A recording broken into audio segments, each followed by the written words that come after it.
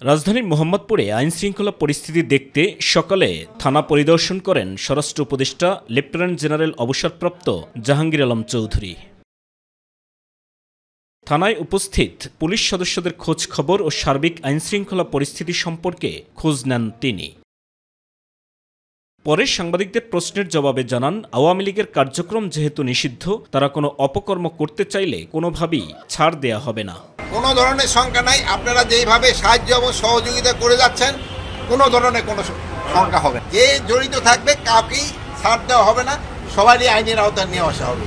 আর যেহেতু আপনারা বললেন যে তাদের কার্যক্রম নিষিদ্ধ করা হয়েছে এবং তারাও যদি কোনো রকমের অপকর্ম করতে চায় কোনো রকমের ছাড় পাবে। এদিকে দুপুরে ডিএমপি মিডিয়া সেন্টারের সংবাদ সম্মেলনে রমনা জোনের ডিসি মাসুদ আলম জানান, অগস্টের সব কর্মসূচি ঘিরে পর্যাপ্ত নিরাপত্তা ব্যবস্থা নিয়েছে পুলিশ।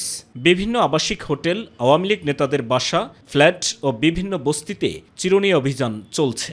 প্রত্যেকটা থানা, প্রত্যেকটা ইউনিট যেগুলো আছে তারা কাজ করতেছে এবং আমরা যেটা কাজ করছি যে আবাসিক হোটেল বা কোনো মেস, কিছু বস্তি এলাকা আছে বা যেগুলো যেখানে হয়তো বা যে ধরনের তৎপরতা চলতে পারে, যেটা নাশকতা, তো এই ধরনের প্রত্যেকটা জায়গায় কিন্তু আমরা কাজ করছি এবং প্রত্যেকটা চিরুনি অভিযান চলতেছে।